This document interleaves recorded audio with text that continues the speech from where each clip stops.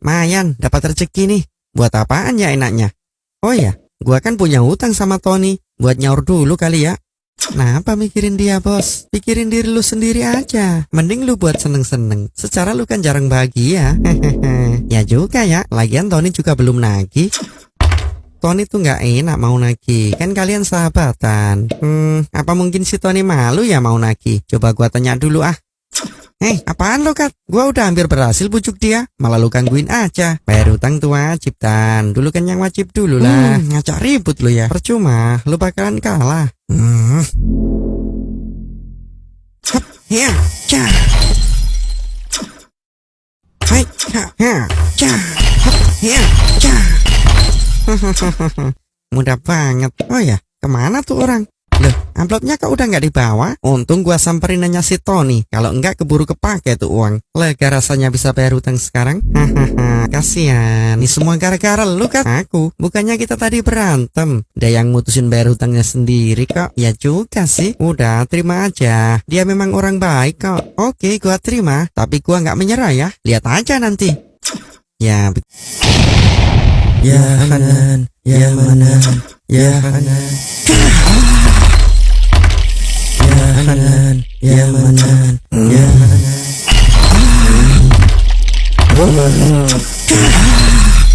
Ya Hanan, ya Manan, ya Hanan. Tunggu. Saya ditugaskan untuk membawa mereka berdua. Ya, baiklah. Kamu dulu, silakan maju. Bagaimana neraka menurutmu? Sungguh tidak ada penderitaan yang melebihi siksa neraka. Sangat menyakitkan. Oke, silakan kembali lagi ke neraka. Siap. Tunggu.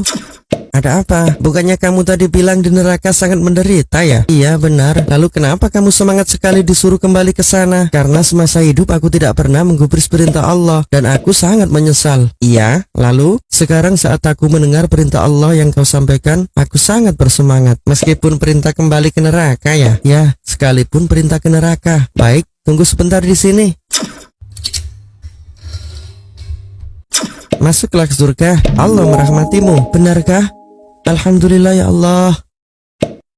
Baik, selanjutnya. Bagaimana neraka menurutmu?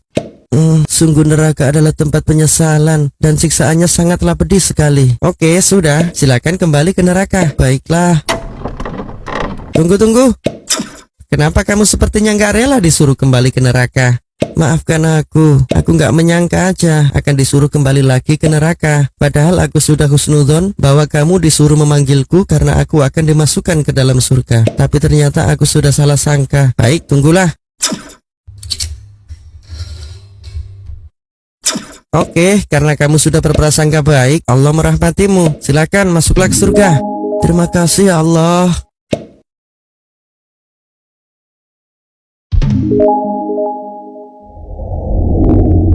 Aku mendengar bahwa ada ahli ibadah berpuluh-puluh tahun tanpa maksiat. Siapakah yang sanggup menaklukkannya? Saya sanggup. Baiklah, turunlah dan hancurkan imannya. Setan pun akhirnya turun dan menjelma sebagai orang yang ahli ibadah. Bahkan ia melakukan ibadah melebihi Barsisa. Selama berhari-hari aku melihatmu beribadah di sini dengan sangat khusyuk sekali. Alhamdulillah. Apa rahasianya? Berbagilah padaku. Untuk bisa khusyuk sepertiku, orang harus melakukan dosa besar terlebih dahulu. Na'udzubillah. Bagaimana mungkin dosa besar bisa mengantarkan kebaikan? Karena ketika seorang telah melakukan dosa besar, dia akan merasa rendah dan hina. Setiap hari dihantui rasa bersalah, sehingga orang akan benar-benar khusyuk meminta pengampunan dalam ibadahnya. Memangnya orang tidak bisa khusyuk tanpa harus berdosa dulu? Ya, lihat saja. Apakah sekarang kamu bisa beribadah lebih khusyuk dariku? Baiklah, dosa apa yang harus kulakukan agar bisa sepertimu? Membunuh? Tidak, aku tidak akan melakukan dosa sekecil itu. Jika kau tidak bisa, maka berzina saja. Tidak, jangankan berzina, mendekati zina saja aku tidak akan sudi. Bagaimana dengan minum-minum? Tidak juga. Kenapa lagi? Apa salahnya dengan minum-minum? Tidak merugikan orang lain, hanya sesaat berfantasi saja. Benar juga. Lagi pula tujuannya supaya khusyuk beribadah. Setan pun akhirnya mengajak Barsisa meneguk minum minuman keras. Lalu, saat Barsisa hilang kesadaran, ia mulai tergiur dengan wanita yang ada di tempat itu. Ia pun melakukan zina. Tak selang lama, datanglah suami si wanita tersebut dengan kondisi marah. Apa yang kau lakukan pada istriku? Tidak. Karena merasa takut dan terancam, akhirnya Barsisa pun membunuh lelaki itu. Kisah Barsisa akhirnya sampai ke pengadilan, dan Barsisa pun dijatuhi hukuman dengan cara digantung.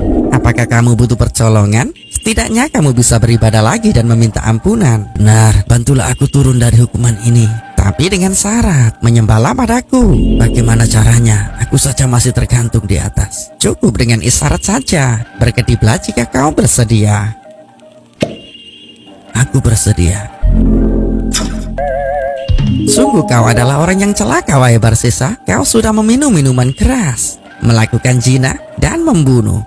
Bahkan sekarang kamu menghapus imanmu dengan menyembahku. Akhirnya Barsisa pun meninggal dalam keadaan tidak membawa iman.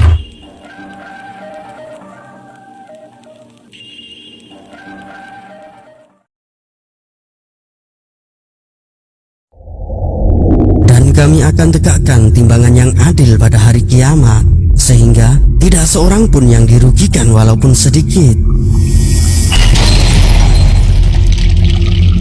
Jika amalan itu hanya seberat biji sawi pun, pasti akan kami datangkan pahala. Dan cukuplah kami sebagai pembuat perhitungan.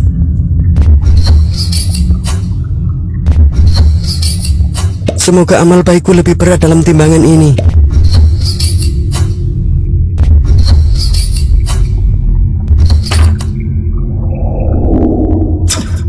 Ikutlah denganku. Apakah aku akan masuk surga? Belum sekarang, tapi amal baikku lebih berat timbangannya. Benar, tapi untuk masuk surga, kamu harus benar-benar suci. Jadi hapuslah sisa dosamu di neraka terlebih dahulu. Baiklah.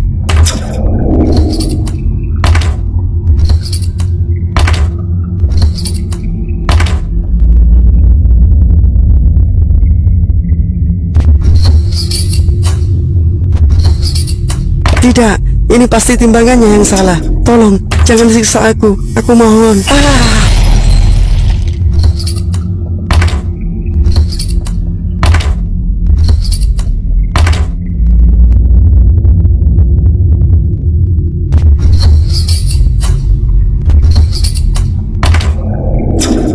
Wahai hamba Allah, amal baikmu sangat berat. Mari saya antar menuju surga. Meskipun kamu perlu membersihkan sedikit dosamu terlebih dahulu. Baiklah, permisi, aku keberatan. Apa yang membuatmu keberatan? Di situ terlihat amal baiknya lebih ringan, tapi mengapa beratnya melebihi amal buruknya? Silakan jelaskan. Semasa hidup saya selalu bertasbih kepada Allah. Apa hubungannya? Karena bertasbih adalah amalan ringan di lisan, namun berat di timbangan. Benarkah demikian? Benar, wahai hamba Allah. Subhanallah wa bihamdih, subhanallahil azim. Aku sering membaca kalimat itu semasa hidupku. Semoga timbangan amal baikku sama beratnya seperti dia. Amin.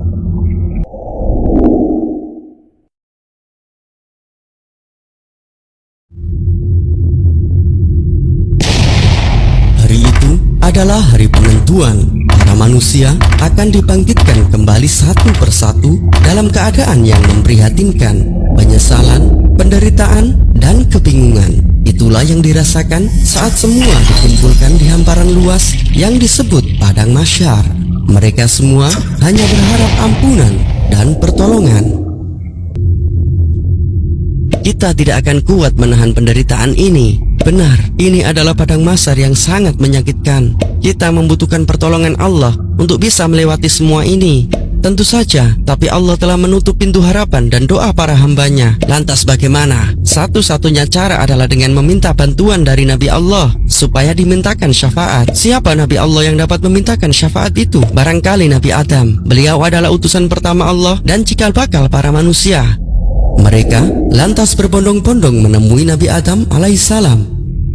Wahai Abul Bashar, mintakanlah kami syafaat kepada Allah agar bisa melewati derita panjang ini. Nabi Adam alaihissalam pun menjawab, maaf, aku tidak dapat memintakan syafaat. Mintalah kepada Nabi Ibrahim, beliau adalah kekasih Allah.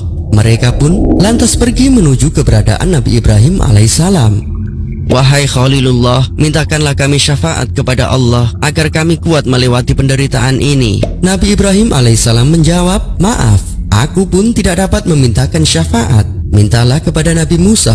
Beliau adalah hamba yang mampu berbicara kepada Allah. Mereka lantas pergi menemui Nabi Musa alaihissalam. Wahai kalimullah, mintakanlah kepada Allah syafaat bagi kami semua supaya kuat menjalani semua ini. Lagi-lagi harapan mereka sia-sia. Nabi Musa alaihissalam menjawab, maaf, aku juga tidak mampu memintakan syafaat buat kalian. Datanglah pada Nabi Isa. Beliau diciptakan melalui kalimat Allah. Mereka lantas pergi menemui Nabi Isa alaihissalam. Wahai kalimatullah, mintakanlah syafaat kepada Allah untuk kami semua. Kami sudah tidak kuat lagi menjalani semua ini. Harapan mereka pun pupus ketika Nabi Isa alaihissalam menjawab, aku tidak memiliki hak untuk memintakan syafaat di sini. Datanglah kalian kepada Nabi besar Muhammad sallallahu alaihi wasallam. Beliau adalah Rasul paling mulia dan kecintaan Allah. Mereka pun lantas bergegas menuju Nabi Muhammad sallallahu alaihi wasallam.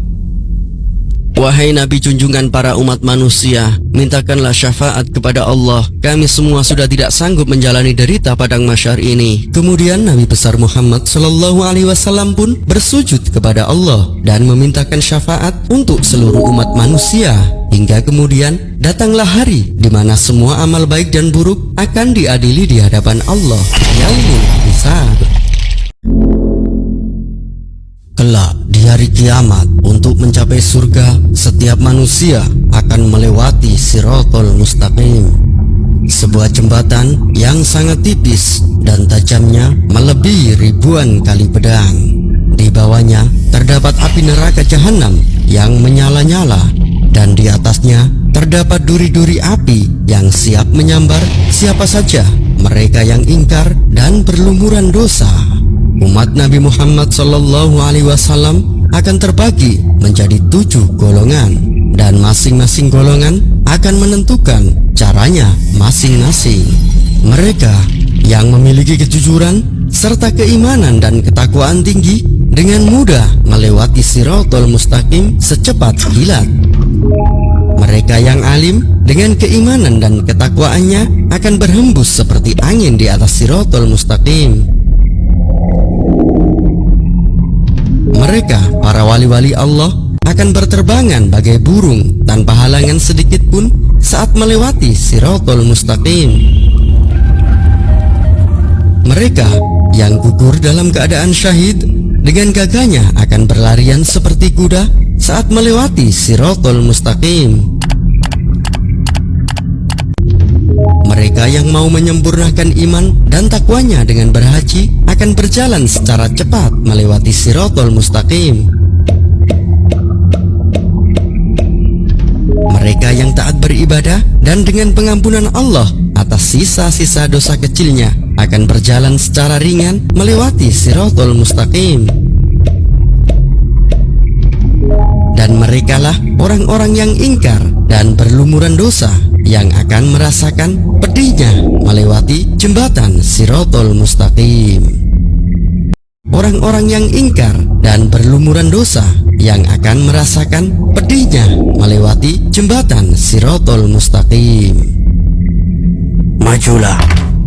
Baiklah, mengapa kamu takut? Bebanmu tidak banyak. Berjalanlah. Iya.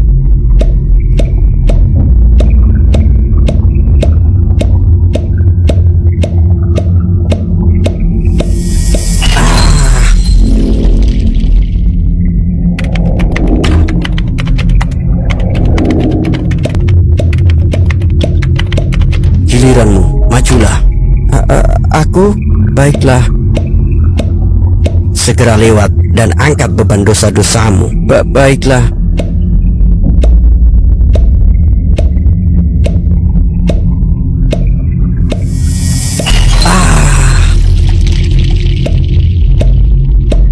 Maaf, mengapa aku tidak dipanggil? Tidak perlu, diamlah di sana. Kenapa? Apa itu artinya aku aman? Justru tidak aman sama sekali. Mengapa begitu? Kan belum dicoba. Kamu tidak memiliki iman semasa hidupmu. Tidak ada kesempatan untuk lewat, karena takdirmu sudah ditentukan.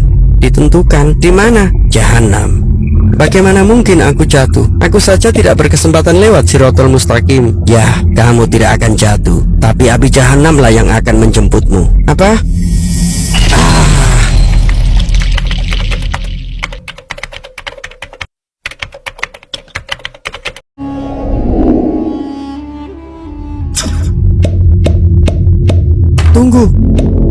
Sekarang semua manusia akan kemana? Sekarang kita semua sedang menuju jembatan Shirathul Mustaqim. Lihat, ada apa di depan sana? Subhanallah, itu adalah telaga Rasulullah yang dijanjikan Allah. Telaga Rasulullah adalah telaga yang dihadiahkan Allah kepada Nabi junjungan kita Muhammad sallallahu alaihi wasallam untuk para umatnya kelak di hari kiamat.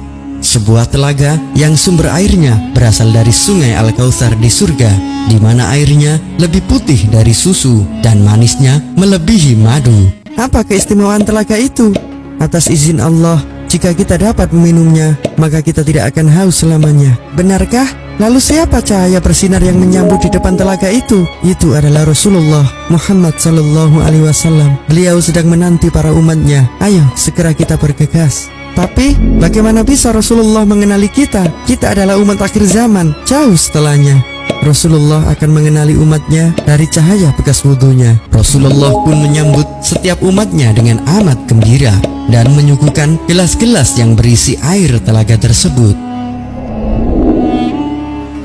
Siapa rombongan pertama yang sampai di telaga itu? Mereka adalah orang-orang fakir yang ikhlas. Lantas berikutnya, mereka adalah orang-orang yang gemar memberi buka puasa kepada saudaranya hingga kenyang. Lalu setelahnya, mereka adalah orang-orang yang senantiasa menjaga lisannya dari hal-hal yang tidak perlu. Lihat, sudah giliran kita. Mari kita ke sana. Puji syukur kepada Allah. Mari. Namun sayang, tidak semua umat Nabi Muhammad sallallahu alaihi wasallam dapat meminumnya. Ada sejumlah umat yang terhalang untuk merasakan kenikmatan air telaga tersebut. Mereka adalah orang-orang yang merubah keyakinannya dan atau berpaling dari ajaran Nabi Muhammad sallallahu alaihi wasallam. Semoga kita termasuk bagian dari umat Nabi Muhammad sallallahu alaihi wasallam yang dapat merasakan kenikmatan air telaga tersebut.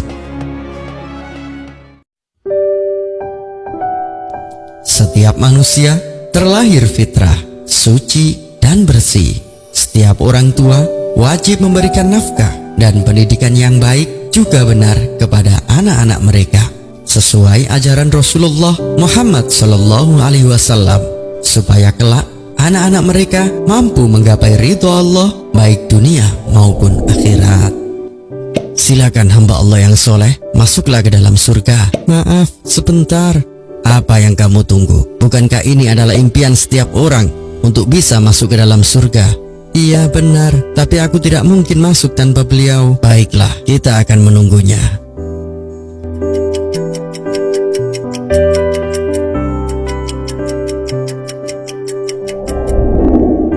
Permisi, sebenarnya siapa yang kau tunggu?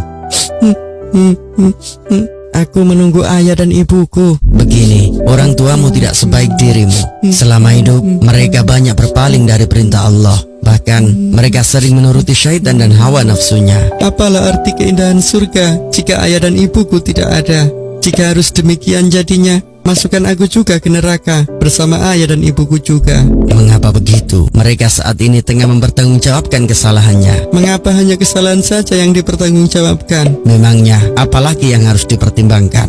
Aku dibesarkan sejak kecil oleh ayah dan ibuku. Beliau berjuang siang dan malam demi menafkahi dan memberikan pendidikan yang baik buatku. Aku selalu ditunjukkan jalan mana yang benar dan salah, sampai aku tahu dan yakin Allah adalah Tuhanku dan Allah adalah akhir tujuanku.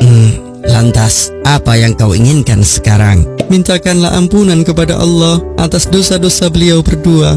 Baiklah. Mendengar tangisan anak soleh ini, langit pun bergetar. Allah yang maha bijaksana lantas mengutus malaikat untuk mencari keberadaan ayah dan ibu dari sang anak tersebut. Mengapa kau bawa kami? Bukankah kami masih memiliki sisa-sisa dosa kami? Sisa dosa kalian telah diampuni oleh Allah karena kesolehan anak yang kau besarkan. Temuilah anak kalian yang sudah lama menunggu di sana. Ayah, ibu, akhirnya kita bersama lagi. Mari ayah dan ibu, aku kandeng menuju surga kita. Semoga kita termasuk anak-anak soleh yang kelak dapat memberikan syafaat kepada para orang tua kita. Yaumul Hisab. Pada hari ini, setiap jiwa diberi balasan sesuai dengan apa yang telah dikerjakannya. Tidak ada yang dirugikan pada hari ini. Sungguh Allah maha cepat perhitungannya. Pada hari ini kami tutup mulut mereka, dan berkatalah kepada kami tangan mereka, dan memberi kesaksianlah kaki mereka terhadap apa yang dahulu mereka usahakan. Giliranmu wahai hamba Allah, silakan. Ketika Allah menanyakan tentang umur dan jasadnya semasa hidup. Ya Allah, sungguh dia telah habiskan hidupnya untuk mencari ridhamu. Benar wahai Tuhanku, tangan ini selalu digunakan untuk ruku dan bersujud. Iya Tuhanku, dia tidak pernah lupa mengajakku berjalan menuju tempat sujud. Kami bersaksi bahwa dia adalah orang yang baik. Beruntunglah mereka yang telah menghabiskan umurnya untuk menunaikan sholat kepada Allah. Karena jika sholat mereka baik, maka semua perkara akan menjadi baik pula. Giliranmu, bergegaslah. Ketika Allah menanyakan tentang umur dan jasadnya semasa hidup, sungguh dia telah habiskan hidupnya untuk mengingkari kuasamu ya Allah. Benar, dia selalu menyuruhku berbuat kemaksiatan. Dia adalah orang yang celaka, selalu mengajakku jalan menuju tempat dosa. Dia juga membebaniku dengan urusan duniawi yang sia-sia. Dan ketika Allah menanyakan tentang ilmunya, ya Allah, dia selalu memanfaatkan kecerdasanku untuk membodohi orang lain. Dia juga memanfaatkanku untuk melakukan tipu daya. Aku bahkan dipaksa berjalan mengikuti ambisi rusaknya. Kami benar-benar telah dizalimi olehnya. Lantas Allah kembali menanyakan tentang hartanya. Celakalah dia ya Allah, dia telah habiskan hartanya ke jalan yang sesat. Karena harta, dia melupakanmu. Ya, dia juga memaksaku mengambil harta dengan cara haram. Bahkan, dia juga menolak saat aku serukan untuk berzakat dan bersedekah. Hartanya hanya dihabiskan untuk menghiasku saja, memamerkan pakaian dan perhiasan tanpa menutup auratku. Sungguh, mereka adalah orang yang celaka, yang menghabiskan hidupnya dengan perkara yang menyimpang dari Allah. Setelah penghisapan, setiap orang akan diberikan buku catatan amal baik dan buruk yang kemudian akan ditimbang di Yaumul Mizan.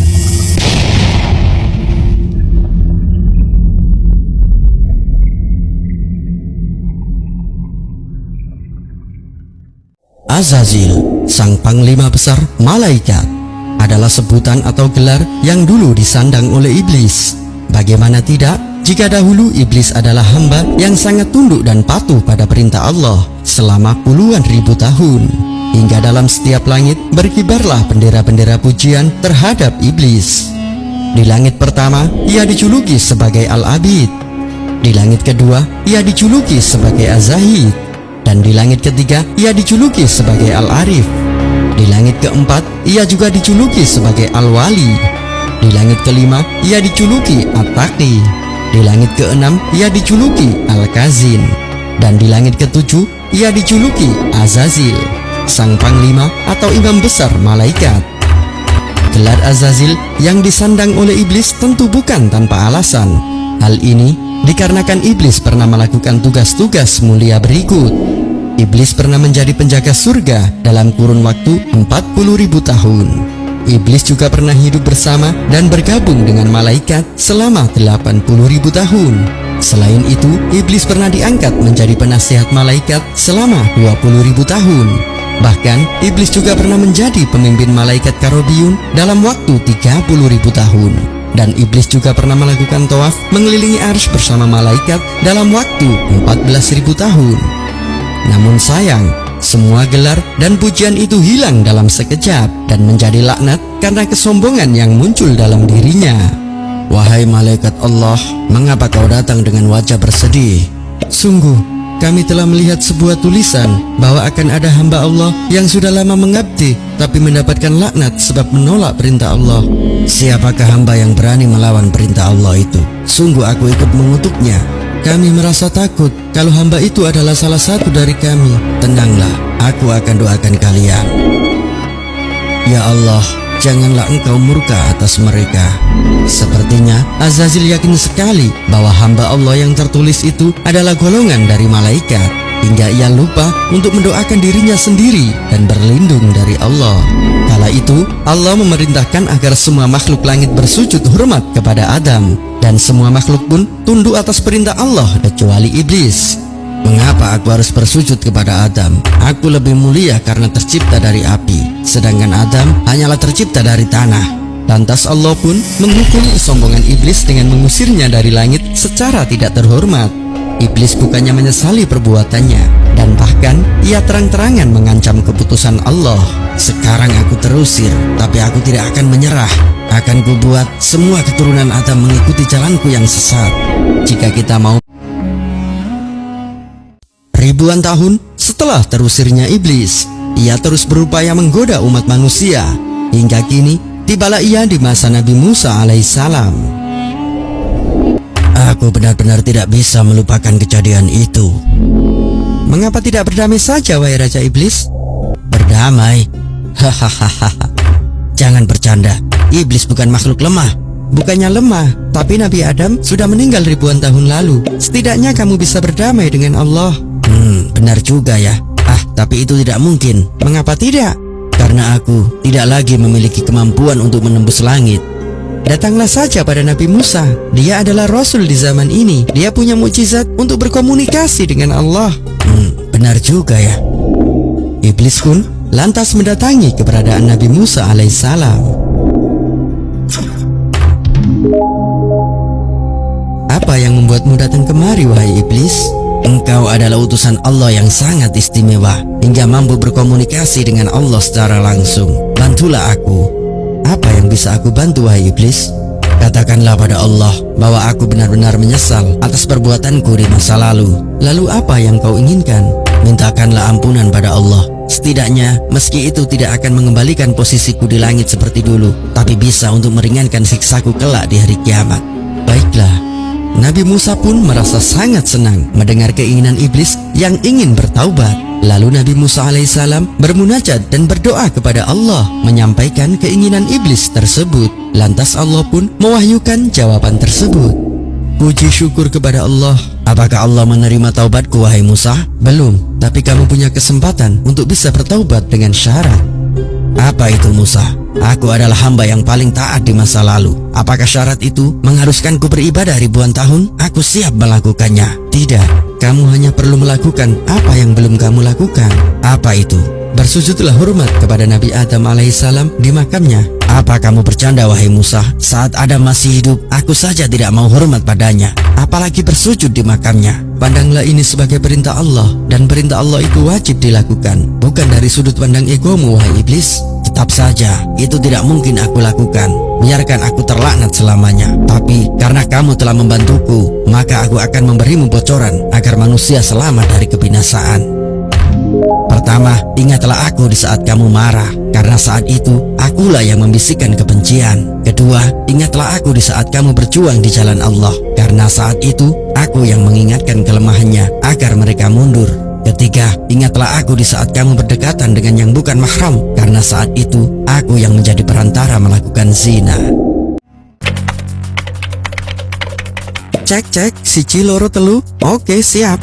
Halo, jumpa lagi dengan saya Culap dan saya Culip. Kali ini kita akan diam dulu. Ada apaan? Ganggu acara aja. Nih ada pesan masuk. Katanya sering ada yang ngetuk pintu malam-malam.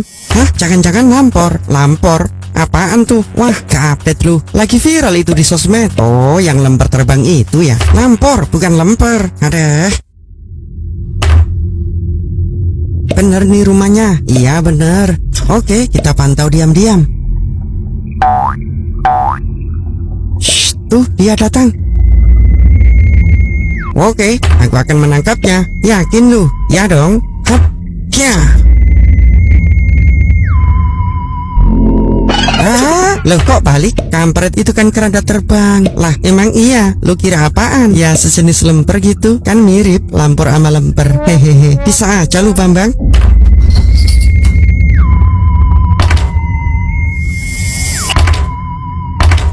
Cus, hajar dia Culip. Hap. Ya. Aduh, lu lagi. Suka-suka gue dong. Hahaha. Sini lu kalau berani. Hap. Ya. Beres. Siapa sebenarnya dia Culip?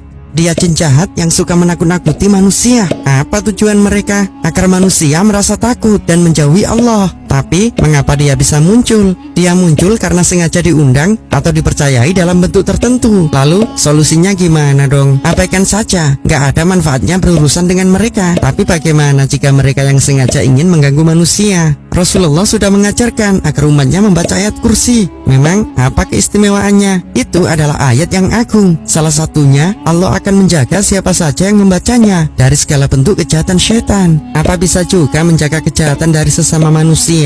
Tentu saja, syaitan itu bisa dari golongan jin atau manusia. Oke, aku paham sekarang. Yuk balik.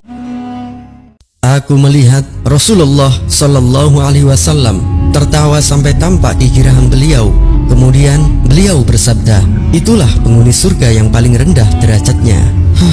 Aku harus bertahan. Aku pasti bisa menebih.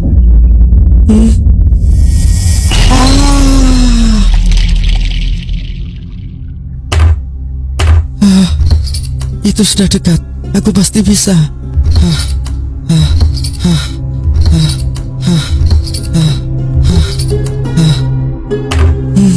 Alhamdulillah, akhirnya sampai juga.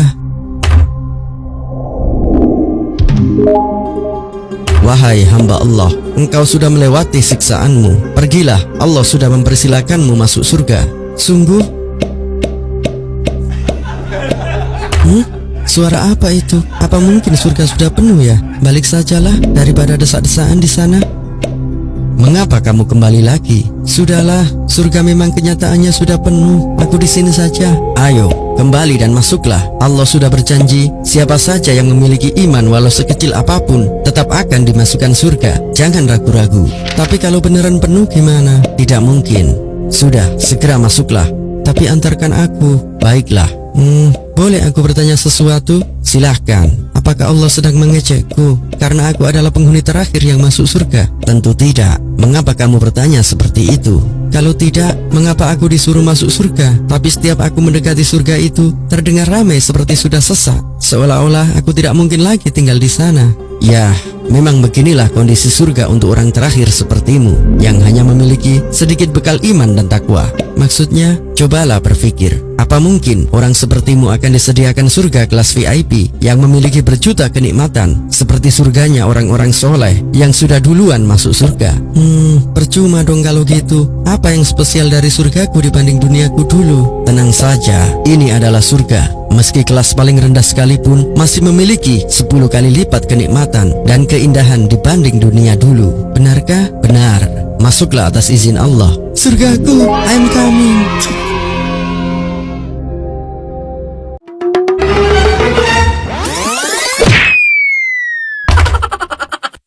Besok saya kurban kambing loh, Ceng. Baru kambing aja sombong. Saya dong kurban pakai sapi. Shh, jangan keras-keras. Kasihan tuh yang cuma bisa kurban ayam. Malu nih sama tetangga. Masa kita nggak kurban tahun ini? Lah, bukannya setiap hari sudah berkurban ya? Kurban perasaan maksudnya. Iya, hehehe. Kenapa sih, Meh? Ngebet banget pengen kurban? Ya biar tetangga tahu kalau kita juga mampu. Aduh Meh, ngurusin kata tetangga. Kan kondisinya lagi kayak gini. PPKM maksudnya. Nah, tuh tahu. Jualan lagi sepi, di mana-mana dibatasi. Hutang dulu gimana, Pe? Kenapa mesti hutang? Kurban itu buat yang mampu, jangan dipaksakan. Ya kan, bulan depan memang dapat arisan, bisa buat nyaur. Lah terus, biaya sekolah anak-anak gimana? Ya ntar bisa hutang lagi, Pe. Wah, jangan kali lubang tutup lubang dong. Malu sama Pak Haji. Terus gimana dong, Pe? Meme udah ngebet banget pengen kurban nih. Karena Allah apa karena tetangga? Waduh, kalau jawab karena tetangga, pasti nggak jadi kurban nih. Ya karena Allah lah, Pe. Ya udah, yuk. Beneran, Pe? Ya. Enaknya hutang sama siapa ya, Pe? Terus belinya kambing apa ikutan patungan sapi? Kalau kambing yang besar, ambil untuh, pakai mukena biar cantik. Lah, kita mau apa, Pe? Kita baca takbir 100 kali, tasbih 100 kali, tahmid 100 kali. Katanya mau cari hutangan, terus beli hewan kurban. Ya, ini solusinya buat kita yang nggak mampu. Kok bisa? Meme belum tahu ya. Amalan itu pahalanya lebih dari menyiapkan 100 ekor kuda untuk jihad. Lebih dari membagikan 100 unta yang dagingnya dibagikan fakir miskin. Dan lebih dari memerdekakan 100 budak. Kata siapa, Pe? Kata Rasulullah lah. Aneh, dikasih tahu yang benar malah dibilang aneh. Maksudnya, kenapa gak tiap hari aja Pepe pintar kayak gini? Biasanya Lola. Hehehe, belum tahu dia rupanya. Kalau situasi ini sudah aku antisipasi. Hehehe.